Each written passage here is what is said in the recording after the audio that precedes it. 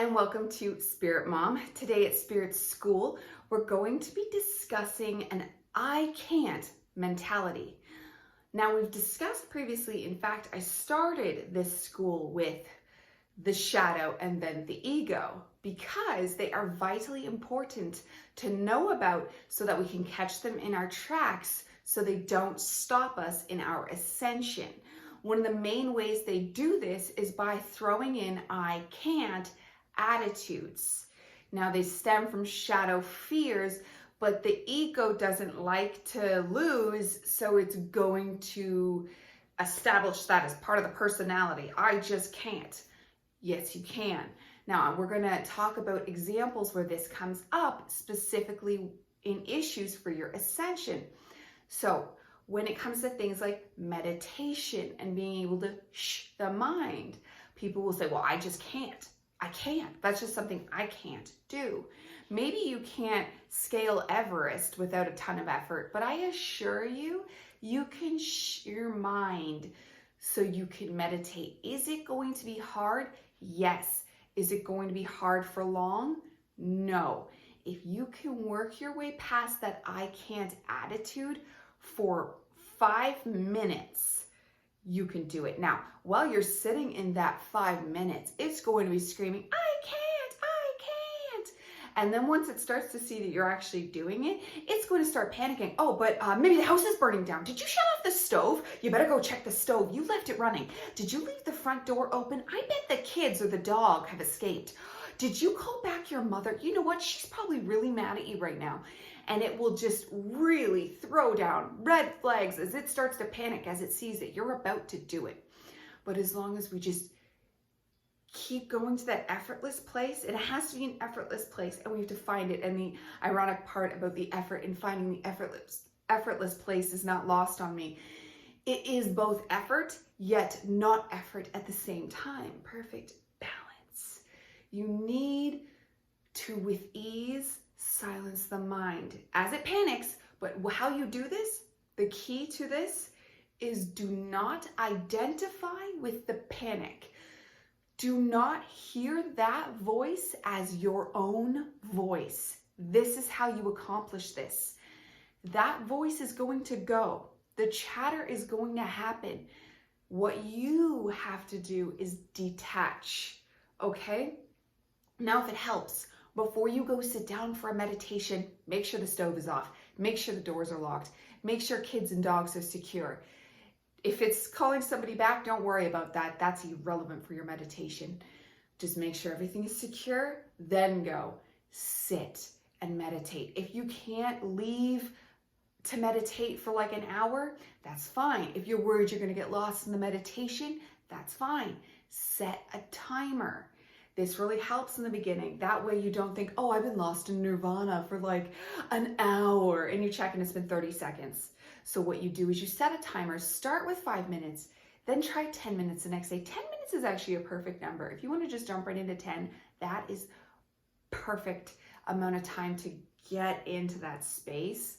The longer the better, but as long as you can spare 10 minutes, but if you can only spare 5 or 2 minutes, that's fine too. I would say probably, hopefully at least 5, at least bare minimum 5. But even if it's 30 seconds, like I've said, of just standing around getting into that space, that's better than nothing. But I don't know if you can get into that space before you've properly found it in meditation. Once you've found that space in meditation, then you can start to learn to pocket into it during moments of the day. But I think you're going to need at least 10 minutes to discover that space, that open vortex inside us, that full infinity exists. At least 10 minutes. I mean, if you want to get into full blissed out nirvana meditations, we're talking hours then. But 10 minutes, I know this from personal experience, is enough time to find that space, that wow, that peace, that extra awareness is in there waiting for you. All you have to do is spare 10 minutes and learn to shh the mind. Now, the lesson of today is I can't. because that voice is going to say, well, you can't do that. She must just be, what a luxury she has that she's able to do this. How privileged she is. I don't have that luxury. My life isn't that simple. It must be nice to be her, but us regular people live our regular lives and we have things to do. Doesn't she understand that? I want bliss, peace, and happiness, but I don't want to work for it, right? Because that's really what you're saying. That's really what those voices are doing. Although if you look even deeper, you're shadowing your ego, and that I can't voice doesn't want you to find peace. Because when you find peace, when you find your higher self, you detach from the programming. All those voices, if you want to call them demons and negative spirits, because that's actually in there, meshed in with them as well, then call it whatever you need to call it. But know that no demonic spirits or negativity can ever control you. You are allowing it.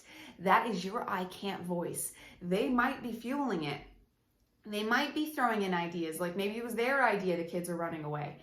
But most of that is you. You are the real power here. You control it all. So don't even use that as an excuse either. Oh, but demons are just holding me down. I just can't. No, they're not. They're making you think they are, but you hold the power to show them they're not. You can get up and leave that bad situation. Let's say you're with a bad partner and they're destroying your life. You can get up and leave. Or you can choose not to leave and try to help them by changing your own opinion of them. That will change them. There is always something you can do. You don't need to go, I can't. Okay, if you don't want to do this and you have acknowledged and admitted you don't want to do it, because there's no I can't. Unless it's like lifting up 500 pounds off the floor, but there's people that can do it so you could get to a point of being able to do it. There is no I can't, especially when it's just situations of being able to meditate, social dilemmas of being trapped with bad people, work situations, obligations, responsibilities. I assure you, you can do it, or you can change the situation to something that is preferable, that will get you to a place of bliss. So you don't want to leave your bad partner.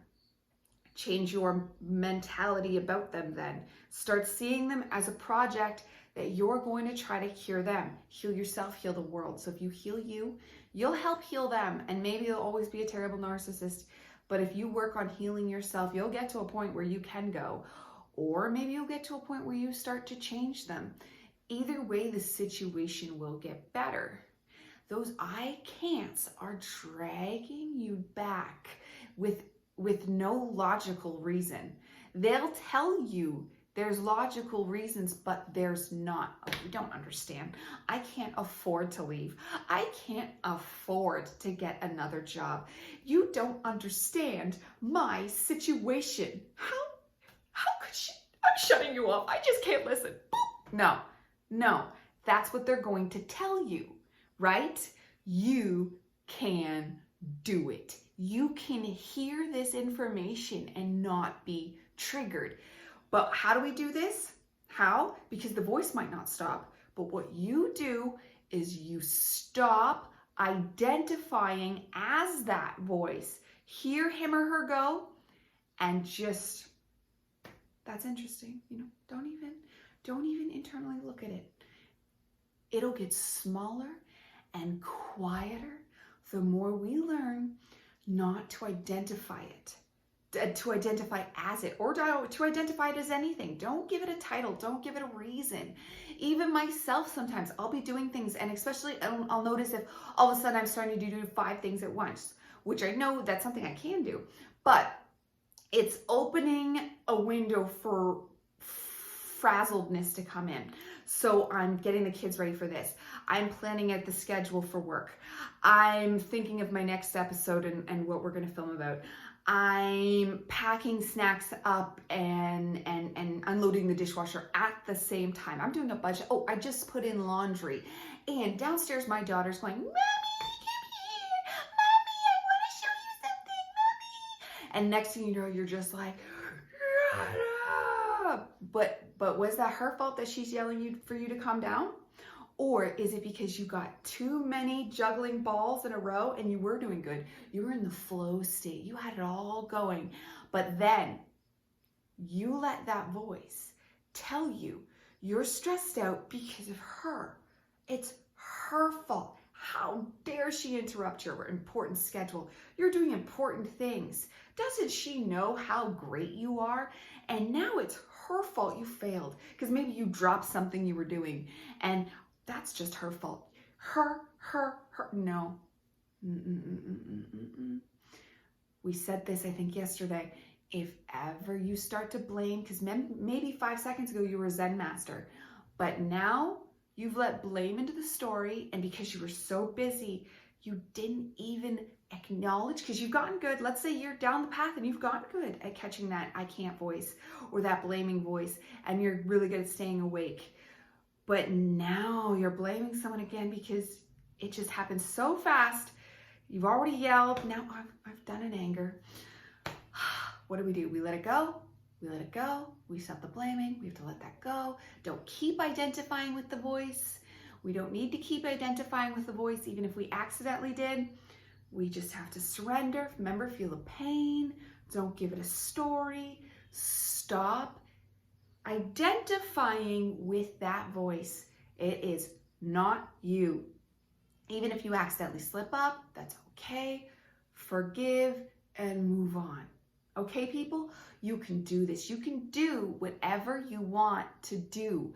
Don't identify with that voice. And hopefully what you want to do is a pure activity, because remember, we talked about yesterday, bad activities will let in bad energy, but you can still do whatever you want to do. Identify with the higher self, and those I can't voices will quiet down. I promise you that. They will quiet down, and life will start to flow easier. Synchronicities will be more abundant in your life. You can do this, people. I believe in you. Goodbye for now, Spirit Mom.